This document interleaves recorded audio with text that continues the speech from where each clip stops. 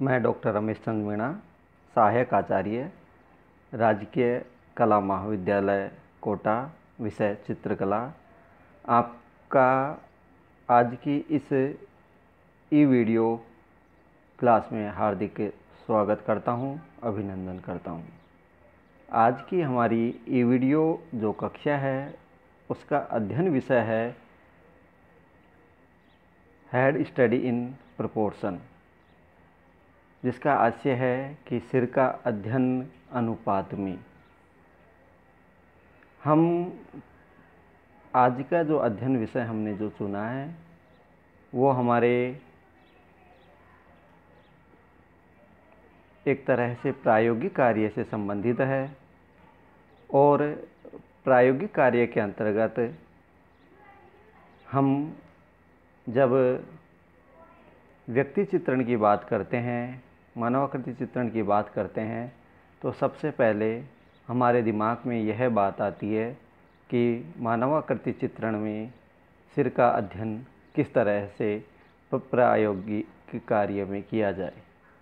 प्रायोगिक कार्य की श्रृंखला में हम आज जानेंगे कि किस तरह से हम कार्य की शुरुआत करने के लिए मानवाकृति के सिर का जो अध्ययन है वह किस तरह से करें, जिससे हमारे कार्य को करने में आसानी सिद्ध हो। तो हम सबसे पहले देखेंगे कि हम एक अंडाकार, लगभग जब सामान्य दृष्टि से देखा जाए तो एक सामान्य चेहरे की, एक वयस्क व्यक्ति के चेहरे की बात आती है, तो सबसे पहले हम एक अंडाकार आकार में एक अंडाकार रेखांकन करेंगे और उस रेखांकन को हम लगभग 4 भागों में विभाजित कर देंगे। रेखांकन के बीच में सबसे पहले हम सेंटर रेखा यानी केंद्रीय रेखा रखेंगे। उस अंडाकार रेखांकन के फिर मध्य में क्षैतिज रूप में मध्य रेखा से उसे विभाजित करेंगे और उसके बाद में नीचे ही नीचे बेस लाइन और ऊपर ही ऊपर टॉप या बॉटम लाइन रखेंगे और उस रेखांकन को हम 4 भागों में विभाजित कर देंगे। प्रथम भाग जो ऊपर से नीचे की ओर जब देखेंगे तो हम प्रथम भाग ललाट से ऊपर बालों के लिए, जो हेयर हमारे होते हैं उनके लिए विभाजित करेंगे और उस पोर्शन, उस हिस्से में हमारे बाल आएंगे। उसके बाद जो दूसरा हिस्सा हम विभाजन का रखेंगे, सेकंड हाफ फॉर आइज, हम नेत्रों के लिए जो दूसरा हिस्सा है वो रखेंगे, जिसमें हमारी मिडल लाइन, मध्य रेखा आती है उस अंडाकार, उस आकृति के मध्य में। और उसके बाद जो तीसरा हिस्सा है वो हमारे नाक के लिए है, नाक का अंतिम सिरा वहाँ जा कर के ख़त्म होता है। इसके बाद हम जो चौथे हिस्से के मध्य में, चौथा हिस्सा नाक और जो हमारी चिन ठोड़ी है और बेसलाइन तक जाता है, उस हिस्से के मध्य में हम होठ बनाने का प्रयास बनाएंगे। इस तरह से हम सामान्यतः एक अंडाकार आकृति को हमारे आवश्यकता अनुसार बना करके इन 4 भागों में विभाजित करते हैं। अंडाकार आकृति के मध्य में क्षैतिज और ऊर्ध्व, वर्टिकल और हॉरिजॉन्टल दोनों रूप से मध्य में सबसे पहले सेंटर लाइन डालते हैं। उसके बाद टॉप और बॉटम लाइन होती हैं और बाद में आप उस अंडाकार आकृति को मध्य से विभाजित कर 4 भागों में इस तरह से विभाजित करते हो। इस तरह से फिर आवश्यकता अनुसार उस चेहरे के व्यक्तित्व की विशेषताओं को देखते हुए उस अंडाकार जो रेखांकन है उसमें हम सिर, आँख, कान, नाक, होठ और ठोड़ी और गले का हिस्सा बनाते हैं। हम इस रेखांकन के माध्यम से सरलतम रूप में समझ सकते हैं कि किस तरह से जो हमारे कान हैं वो हमारी आँख से शुरू होकर नाक तक ख़त्म हो रहे हैं। हमारी दोनों आँखों के मध्य लगभग एक आँख की दूरी है। इसके अतिरिक्त हमारे जो होंठ हैं वो मध्य में, जो आँखों का कॉर्निया है उसके बिल्कुल मध्य में ख़त्म होते हैं। और उसके बाद आँखें जहाँ से ख़त्म होती हैं, जहाँ पर साइड से जहाँ ख़त्म होती हैं, वो लगभग हमारा जो नीचे चेहरे के नीचे गले का हिस्सा शुरू होता है, वो आँख जहाँ ख़त्म होती हैं वहाँ से लगभग शुरू, आँख यहाँ ख़त्म होगी यहाँ से शुरू ये गले की रेखाएं शुरू होंगी। इस तरह से सामान्य आकृति को विभाजित किया जाता है।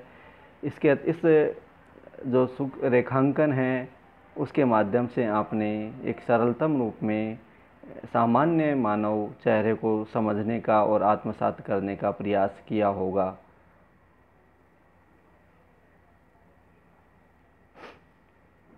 इसके बाद हम क्रमशः आगे चलते हैं और चेहरों के अध्ययन है, रेखांकन है, प्रायोगिक अध्ययन के बारे में और सूक्ष्मता से जानने का प्रयास करेंगे।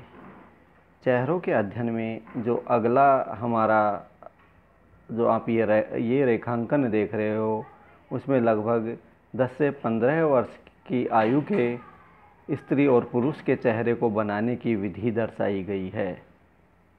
इस विधि में भी आप पाओगे कि किस तरह से जो चेहरा है उसको दर्शाने का प्रयास किया गया है। इस चेहरे में आप पाओगे कि यहाँ भी मानव आकृति को एक अंडाकार चेहरे में किस तरह से सामने से देखते हुए विभाजित किया गया है, और यह भी 4 भागों में विभाजित है। इसमें इन 4 भागों में भी आप क्रमशः हेयर, आईब्रो, आईज, नोज और लिप्स, हमारे होंठ किस तरह से विभाजित होंगे, यह सब देखने का और समझने का प्रयास इस रेखांकन के माध्यम से आप स्वतः कर पाओगे, और इससे आप अपनी रेखांकन कुशलता को और जो मुखाकृति चित्रण है उसको अच्छे से समझ पाओगे। इसके बाद हम अगली जो मानव आकृति है, इसमें हम 10 से 15 आयु वर्ष के स्त्री और पुरुष के चेहरे का अध्ययन उनके अनुपात में कर पाएंगे। सामान्यतः यहाँ भी हम देखते हैं कि किस तरह से एक रेखांकन सामने से देखते हुए आकृति का है और दूसरा बगल से तिरछे देखते हुए आकृति का है। इस रेखांकन में भी आप देखोगे कि किस तरह से रेखांकन को 4 भागों में सूक्ष्मता से विभाजित किया है। आप देख पाओगे कि प्रथम भाग किस तरह से बालों के लिए छोड़ा गया, दूसरा भाग किस तरह से आईब्रो वहाँ आती हैं, और तीसरे भाग में किस तरह से नाक आती है, और चौथा भाग किस तरह से ठोड़ी पर ख़त्म होता है। अब आप यहाँ देखोगे कि तीसरे और चौथे भाग के मध्य में हमारे होंठ हैं, और ये होंठ तीसरे और चौथे भाग के ठीक मध्य में ख़त्म होंगे। मध्यम में आधा होंठ मध्य के ऊपर और आधा मध्य के नीचे। ठीक उसी तरह हम दूसरे और तीसरे भाग के मध्य में देखते हैं कि नाक का मध्य हिस्सा बिल्कुल बीचों बीच आएगा। नाक की जो चौड़ाई है वो दोनों आईब्रो, दोनों आँखों के मध्य की जो दूरी है वो आँखों की चौड़ाई होगी। और ठीक दूसरे हिस्से में जहाँ आँखें शुरू होती हैं उसके ठीक नीचे आप देखते हो कि वहाँ से कान शुरू होकर नाक की दूरी पर ख़त्म होती है। इस तरह से आप किसी भी पात्र की व्यक्तिगत विशेषताओं को समाहित करते हुए उसके चारित्रिक विशेषताओं को आंतरिक बाह्य विशेषताओं के साथ आंतरिक विशेषताओं को देखते हुए आप उसका रेखांकन करने में सफल रहोगे। साथ ही हम अगला रेखांकन करने के लिए एक बच्चे की आकृति को देखेंगे, किस तरह से बच्चे की आकृति का रेखांकन हमको करना चाहिए। इसमें भी आप और हम देखेंगे कि किस तरह से बच्चे की आकृति को भी हम लगभग 4 ऊपर एक हिस्सा हमने सिर का छोड़ दिया, उसके नीचे 3 हिस्से उसी तरह से 4 भागों में विभाजित है यह आकृति भी। इसमें आप पाओगे कि आईब्रो और सिर के ऊपर का हिस्सा थोड़ा बड़ा है, वह लगभग जो नीचे का हिस्सा है उसका 1/3 है, और नीचे का हिस्सा है जहाँ से आईब्रो शुरू होती है वहाँ से उस हिस्से को भी हम 3 भागों में विभाजित करते हैं। पहला भाग हमारी आईब्रो का है। दूसरे भाग में हम आँख हमारी ख़त्म होती हैं, मतलब आईब्रो और आँखों का हिस्सा, और दूसरे भाग में आँखों से लेकर नाक का हिस्सा है, और तीसरे भाग में हमारे होंठ ख़त्म होते हैं, और चौथे भाग में हमारी ठोड़ी ख़त्म होती है, चिन ख़त्म होती है। और किस तरह से आँखों के आईब्रो से थोड़ा सा नीचे से लेकर के जो नाक हमारी ख़त्म हो रही है वहाँ तक हमारे जो कान हैं वो आते हैं, और ऊपर के बचे लगभग 1/3 शेष नीचे के हिस्से से लगभग एक के समान शेष 1/3 हिस्से में हम बाल बनाते हैं।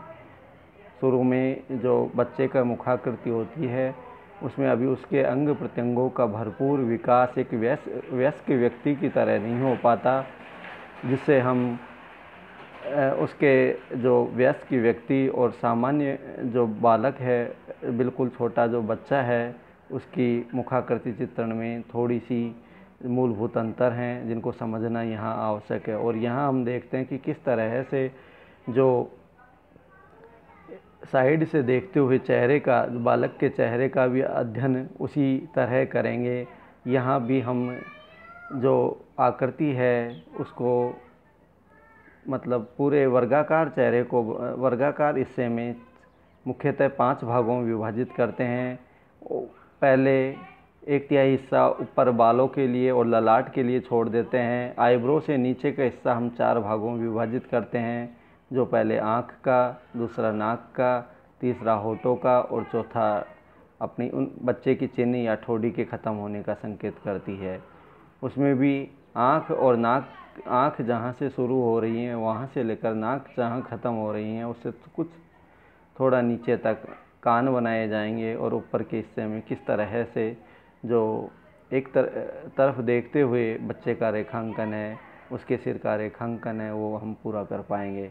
आशा करता हूँ कि इस वीडियो लेक्चर के माध्यम से आप सभी ने मुखाकृति चित्रण वयस्क 10 से 15 वर्ष के आयु वर्ष के बच्चे और छोटे जो बच्चे हैं उनके मुखाकृति चित्रण के रेखांकन की बारीकियों को समझने और आत्मसात करने का सफलतम प्रयास किया होगा।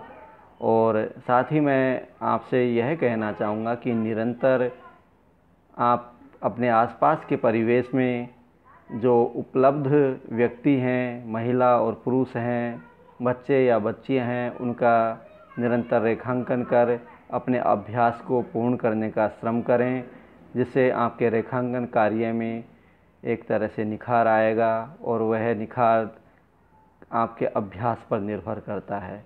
आप इन बारीकियों को आत्मसात करते हुए अपने अभ्यास को निपुण करने का एक सहज प्रयास करोगे।